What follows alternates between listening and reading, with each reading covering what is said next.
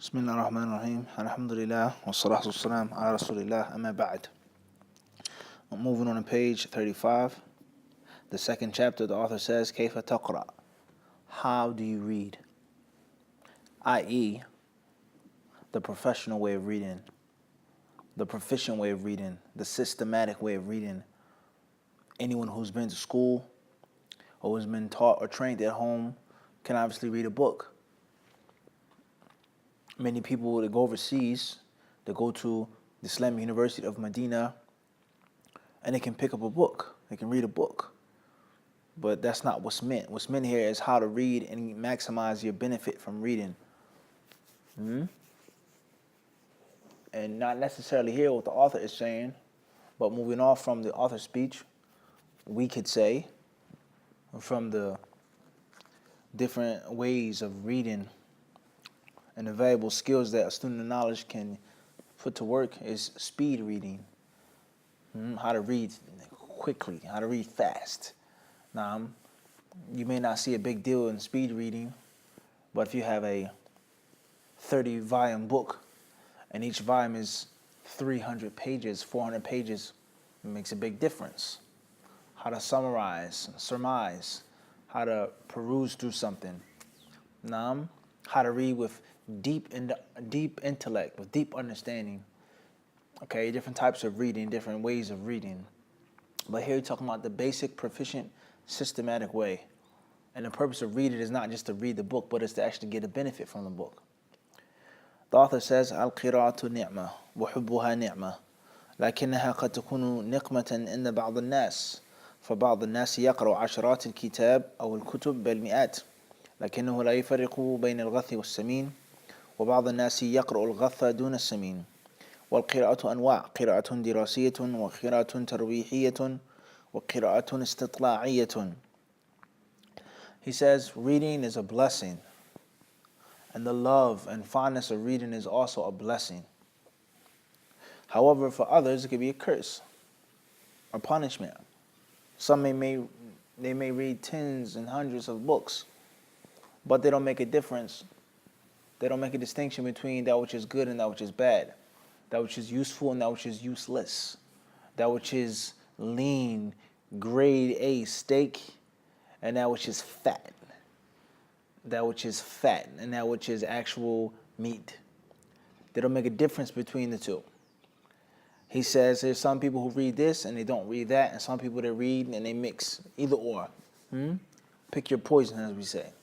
So listen to these words. He says to read a book is a blessing of Allah subhanahu wa ta'ala.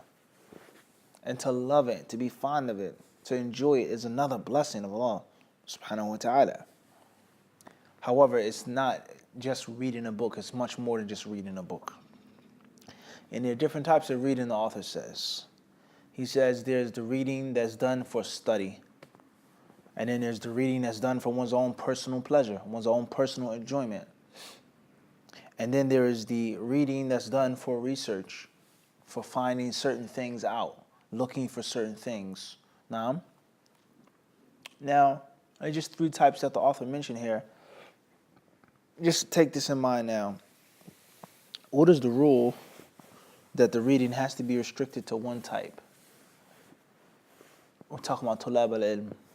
That the only reading that I can do is for studies. And I can't read a book for my own personal pleasure and enjoyment.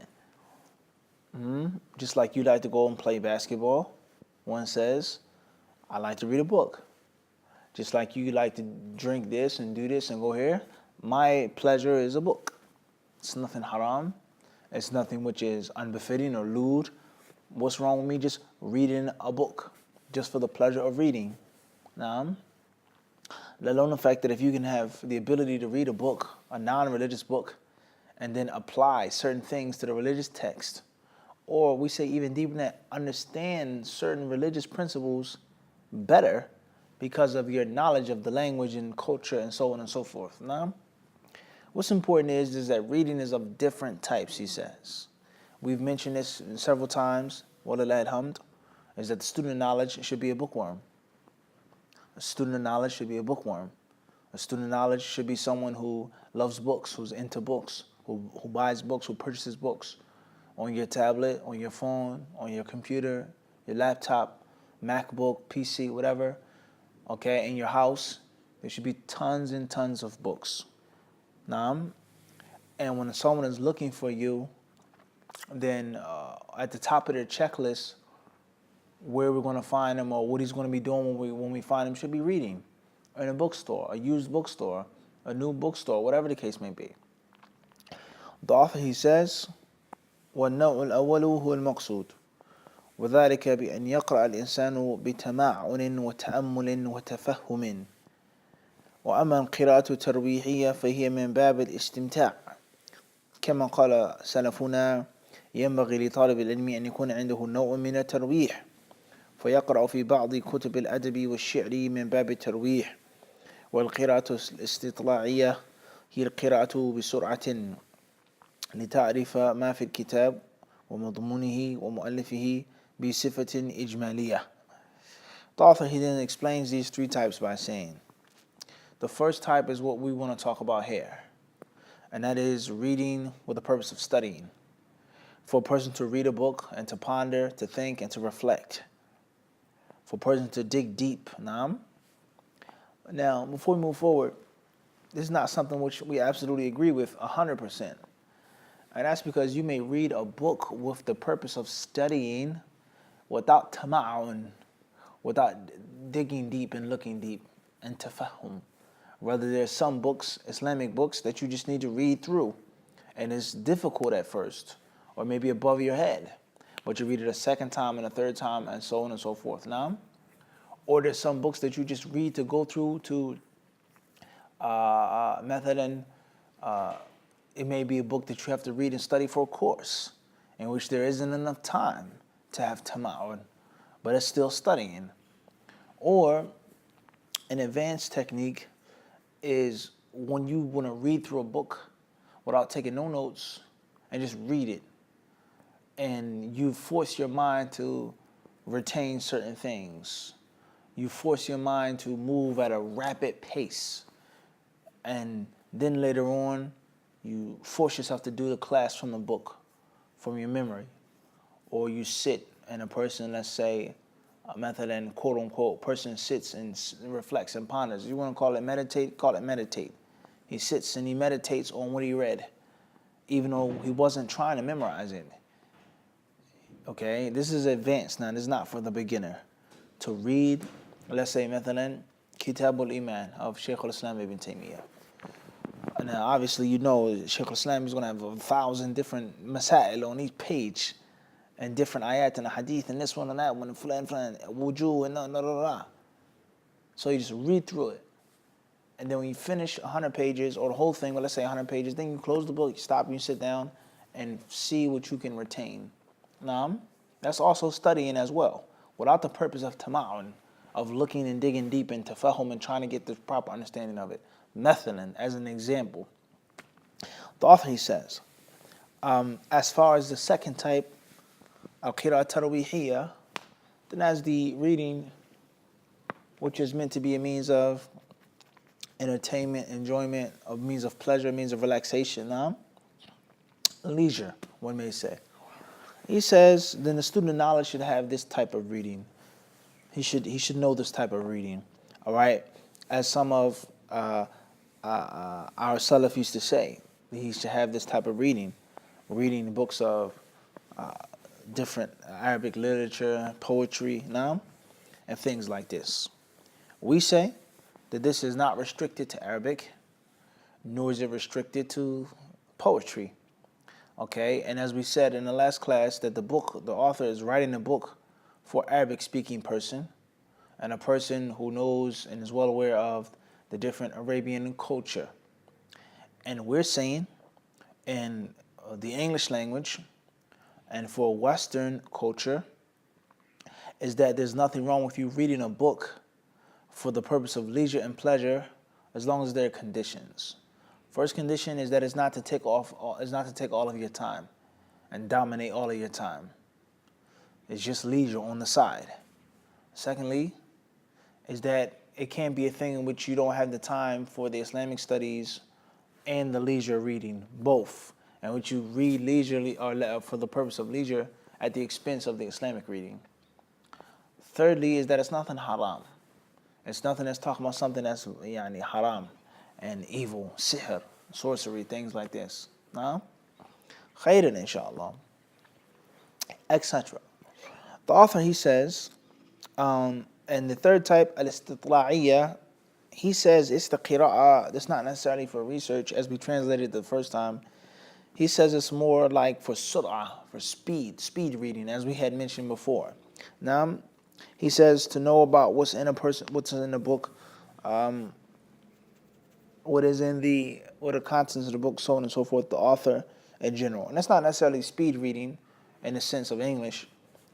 That's, like we said, perusing through a book, skimming through the book. Now, as we said, every book you get, read the introduction, read the index. One of my teachers, my professors told us this in the College of Hadith. He said that someone came into my house one day and they saw my library and they said, "Wow, you've read all of these books?" And the Sheikh says, "Yes, I have." He says, "Every book in here I've read." I says, "How is that?" He said, "Whenever I buy a book, first thing I do is I read the introduction and I read the entire table of contents or the index. And I look through the book, and that allows me and qualifies me to say that I've read the book because I know what's inside of the book." There are some brothers who may not even know what's inside of a book. As a story once, there was a brother. I was very young in Medina. It was three of us. It was me, and there was an American brother. I won't mention the brothers' names. An American brother and a British brother. I'm not sure what's important. It's not important. All right, where the brother was from. Al-Muhim, he's from the UK. What city is not important, but I'm almost sure he's from Birmingham. So it was with the American brother. We were at his house. So the British brother, he bought some books from the bookstore. The used bookstore, and he had this book in his hand, right? And I was like sitting on the side, not really into the conversation like that. It was the American brother and the British brother talking. So the British brother, he goes on and on and on, talking about this book. This is the book. You got to get this book, so on and so forth, so on and so forth. So he said, "This is the book, man. I'm telling you, this is the book." So I asked him, I said, "What's the book about?" He said, "It's about hadith. This is about narrators, such and such and such and such. This is the book, the mashayikh, the ulama, they tell us to buy this book, so on and so forth." So I happened to look at the spine of the book while he was holding it in his hand. Not the cover, but the spine, briefly. And I said to him, I said, "Yeah, Fulan." I said, "Are you sure?" He said, "Yeah, trust me." I said, "Akhi, this book is about tafsir of the Quran with regards to the Arabic language. It has nothing to do with hadith, nothing to do with narrators, nothing to do with manhaj or whatever you're talking about." So he looked at the book, he was like, "Oh, yeah, right." So the point is how hyped up he was over the book and pumping it and quoting it. And he was much older than us, telling us to get the book and read the book. And he had the wrong book in his hand. He didn't even know what the book was about. He didn't even know who the author. He was totally misinformed. That's unfortunate. The point is that you get a book and you don't even know what's in it in your library. You don't even know what the book is about. If that's the case, then no doubt that's a musibah. That's a musibah. That's a problem. Nah? So take heed to that, students of knowledge. The author says, "والأمور المتقدم ذكرها والتي ينبغي مراعاتها في الحفظ هي نفسها في القراءة أعيد بعضها من باب العناية بها." He says here, the things that we previously mentioned with regards to memorizing, it says that there's the same points, same piece of advice with regards to reading, no different. He says, but I'll mention some of them again, not all, but some of them again, with the purpose of solidifying what we previously took. So the first piece of advice with regards to reading, اختيار الوقت, he says, is choosing the right time. فكما خصصت وقتا للحفظ فاحرص على أن يكون للقراءة وقت محدد ولا تزاحمه بشيء آخر ومن تعذر بالأشغال فإن هناك هو أكثر منك أشغالا وأكثر منك قراءة والسبب في هذا بعد توفيق الله هو ترتيب الوقت. He says, just like you made a special time or a specific time to memorize, then work hard to make a specific time to read. And do not mix any other times with this, any other slots with this. He says, as far as if you're very busy and if you're tied up, then there are people who are more busy than you. There are people who have much more things to do than you, and they still read more than you. And the reason behind this, just like memorizing, after the permission of Allah, the tawfiq of Allah, he says, is tartibul waqt, is organizing one's time. فأوصيك يا طالب العلم أن يكون وقت العلم عندك هو الأصل وما سواه عرض فإنك إذا رتبت وقتا لك لحضور درس أو لقراءة كتاب أو لحفظ متن جعلت له وقتا معينا فقال لك قائل يا فلان نذهب إلى كذا فلا يكون ترك الدرس على حساب الذهاب بل يكون ترك الذهاب على حساب الدرس إلا ما لا بد منه فأنت أدرى بنفسك. Author says, O student of knowledge, I advise you to make knowledge the default and everything else the exception. He says, knowledge is the asl. In other words, when we ask the question, how many hours should student knowledge study? We responded, there is no such thing as how many hours you should study. There is no such thing as study time. Rather, everything else should be time. And studying should be what you do. How many hours should the student of knowledge go to the gym? How many hours should the student of knowledge play soccer, football, they call it? How many hours should I go, play ball, shoot hoops? How many hours am I allowed to work out a week? Go run and go jog. How many hours am I allowed to, or how much food should a student knowledge eat? How much time should breakfast take? 10 minutes? Or can I have a 30-minute breakfast? How much time should a student of knowledge spend on kada and kada and kada and kada? How often do you visit your family? Kada, kada, kada, kada, kada. That's what you do with those things. As far as ilm, that's the asl. Everybody understand this? Very important. The author, he says, organize your time to go to a class, to read a book, to memorize. He says, and when someone says, yo, let's go somewhere, hey, come on, let's go. Nadhab, let's go hang out. Let's go eat. Let's go to get some pizza. All right, let's go get a shawarma or tayyib. Let's go and let's do this and let's go and let's do that. Let's go drink some tea, some coffee. Let's go to Starbucks. All right, or whatever the case may be. Now, he says, don't sacrifice the class to go to a place. All right? He says, you have to sacrifice those other things. Salvage the coffee break or going out to play or going to this one and going to that one. Make the knowledge, the memorizing and the reading, that's the time that you have to spend. Unless it's something that you have to do. You have to do it. You have to go to the hospital. You have to go handle something that's lab, but it's an absolute must. And the author says, and you know your own situation better than anyone else.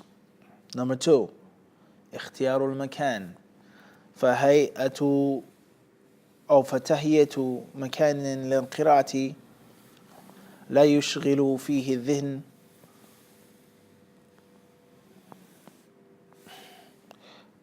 أو لا يشغل فيه الذهن بغير القراءة والفهم مهم للغاية لأنه كلما كان الإنسان مهيئا في وقته ونفسيته كان أكثر استيعابا لما يقرأ لأن بعض الناس يقرأ ويتجاوز صفحتين أو 3 صفحات ويرى أنه ما استفاد من قراءته شيئا بسبب ما يشوش عليه أو لضعف فهمه في البدء.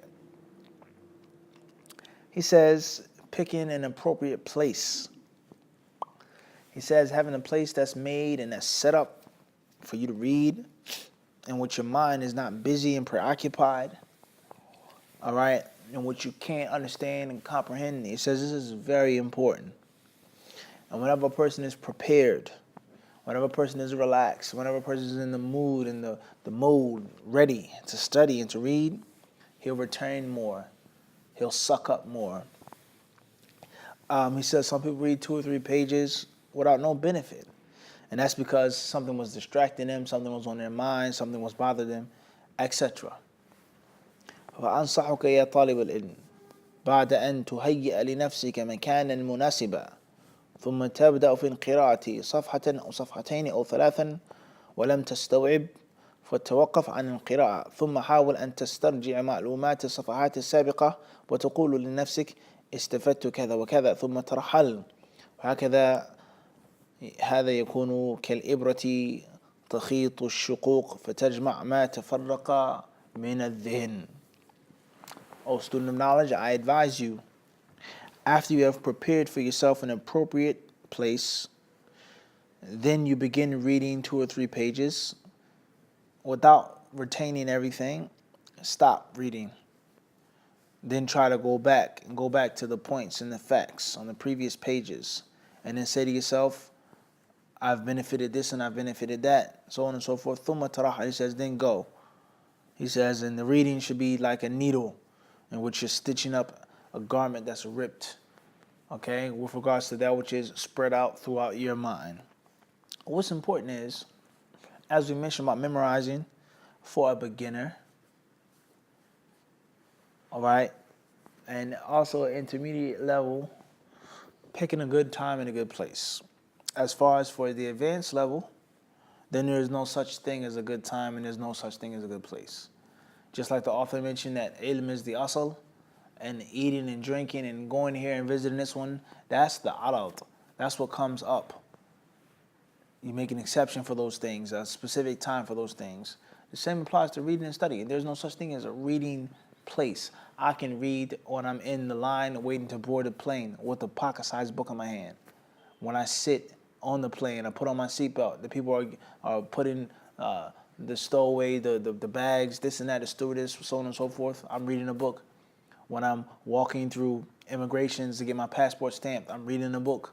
When I'm in the airport sitting, I'm reading a book. When I get held up by TSA, security, I'm reading a book.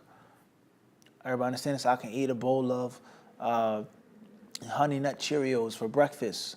I'm reading a book. Everybody understand this? On any situation, any time, any place, you have a book with you, or you're listening to something, headphones. There's no such thing, all right? But to start off, because everyone doesn't have that raw hunger and thirst, everyone doesn't have the ability to do that. Some people get really distracted, or they become scared or paranoid, or some people, they need to see what's going on, whatever the case may be. All right, it's a skill to learn, and it's also a natural gift that Allah gives whom He chooses to give. The point is that for the beginner who has a problem, then the claim of the author applies. Number 3, al-istisharatu fi qira'at al-kitab, is seeking advice and seeking counsel with regards to what books you should and shouldn't read. Seeking shura, asking people who know more than you, asking people who are older than you, who are more experienced than you. Now, asking people who have more skill than you, if they're younger than you, whatever the case may be. Someone who is qualified for shura. He says, قد تقرأ كتابا في فن معين ويوجد كتاب أقصر منه وأسهل من حيث الأسلوب وأجمع من حيث الفائدة لكن لعدم استشارتك من هو أعلم منك تنفق وقتا كثيرا ولا تحصل إلا قليلا. The author says, you may read a book in a specific field of science, but it was a book that's smaller. He says it was a book that was easier. All right? There was a book that has more fawaid, more comprehensive, more thorough. But because you didn't make shura, you didn't make istishara, you didn't ask those who knew more than you, then you may have spent a lot of time and you only obtained a little bit of knowledge. A lot of time, but you only obtained a little. مثلا أردت أن تقرأ شرحا للأربعين النووية أو لبلوغ المرام أو لمنهاج السالكين، فإذا لم يكن عندك معرفة عن طبيعة مناهج الشراح فلابد أن تسأل مشايخك الكبار ثم طلبة العلم الكبار حتى يرشدوك إلى شرح يكون منطلقا لك إلى أن تتزود وتقرأ أكثر وأكثر. The author says, for example, you want to read explanation of 40 hadith of Nawawi, Bulugh al-Maram, an explanation of Minhaj al-Salikin. He says, if you don't have specific knowledge of the different explanations of these books, how long, how short, what's this, what's that, he says, then ask the mashayikh, your major scholars. He says, ask the major students of knowledge until so they can guide you and give you instruction. And in Bidinai Ta'ala, you can grow, you can mature, and become stronger and better. Khairan, inshallah. Number 4, اختيار أجود الطبعات. Author says, picking the finest prints available. Picking the finest prints. قبل أن تقرأ كتابا استشر مشايخك ثم طلبة العلم في اختيار الطبعة المناسبة. فقد يكون للكتاب طبعات كثيرة لكنها مختلفة، فبعضها مليء بالأغلاط والتداخلات، لكن طالب العلم إذا استشار وسأل فإنه يستفيد كثيرا ويختصر ما قد يضيع من وقته عند عدم استشارته. He says, before you read a book, he says, استشر مشايخك. He says, seek the advice of your mashayikh, of your teachers, then the students of knowledge, and picking the best print.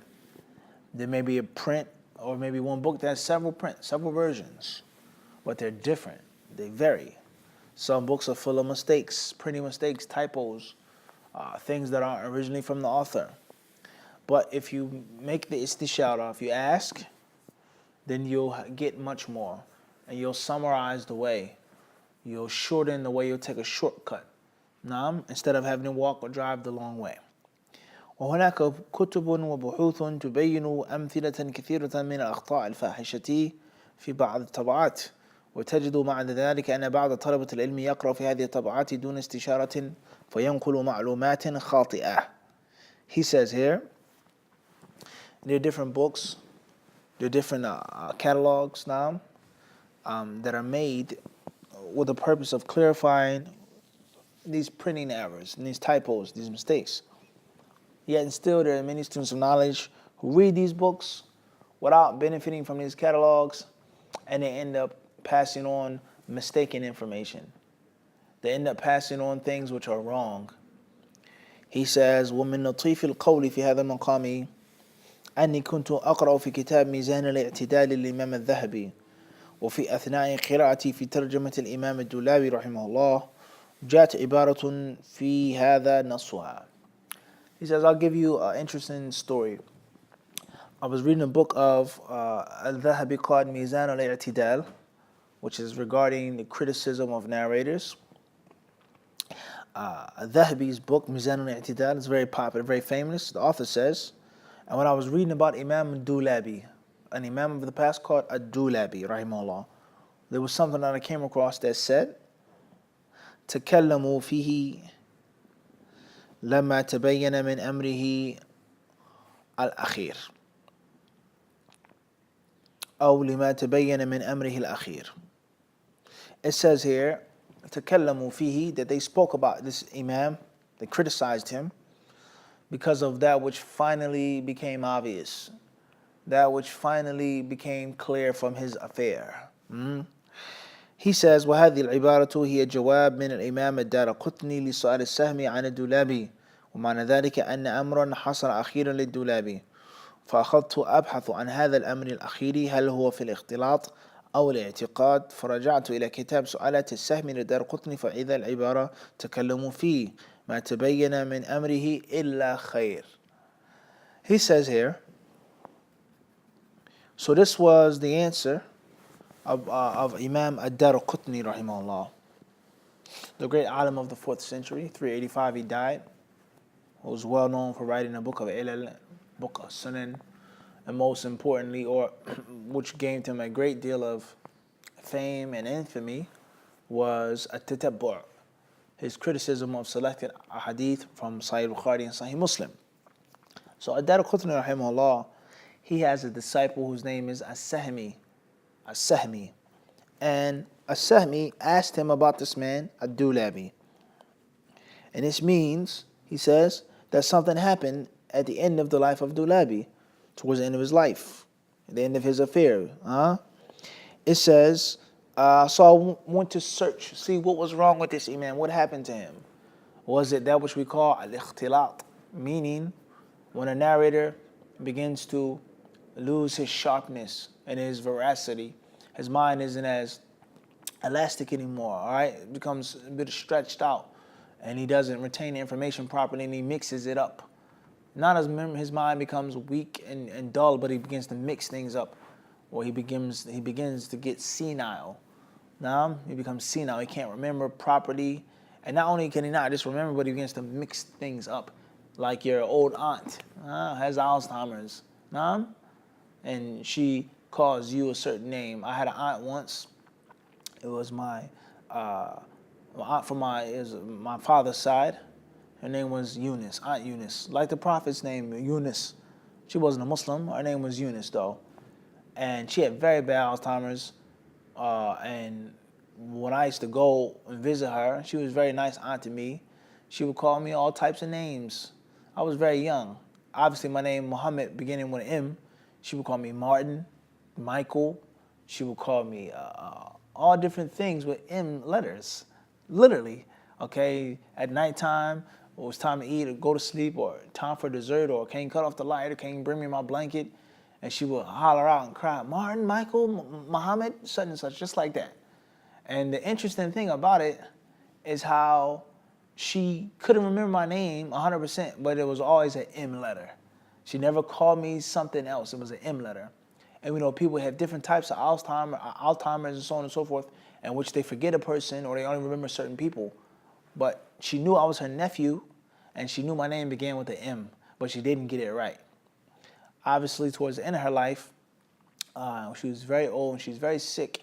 We went to go visit her one time, and subhanAllah, it was me and I was a few other family members.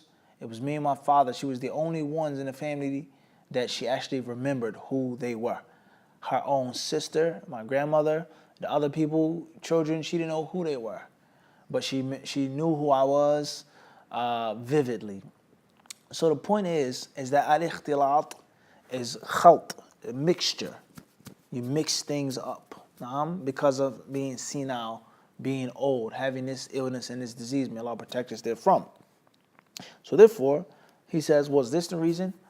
تبين من أمره الأخير, his that which finally became clear, or was it his aqidah? Was it aqidah bad? What was the problem? He says, so I began to look and read and study, and I went back to the original source that Dhahabi quoted from, Su'alat al-Sahmi, questions that Sahmi asked the Daraqutni, and the original ibara, the original wording of Daraqutni was تكلموا فيه. He said they spoke about him. Listen carefully.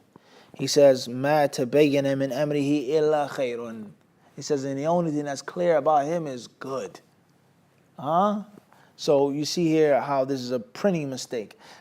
He says, فلاحظ الاستثناء في طبعة ميزان الاعتدال جمعوها فصارت الأخير فاختل المعنى رأسا على عقب فالعبارة في طبعة سؤالة سهمي تزكية له بينما في طبعة ميزان الاعتدال فيه توهين له فاستشير يا طالب العلم قبل أن تقرأ.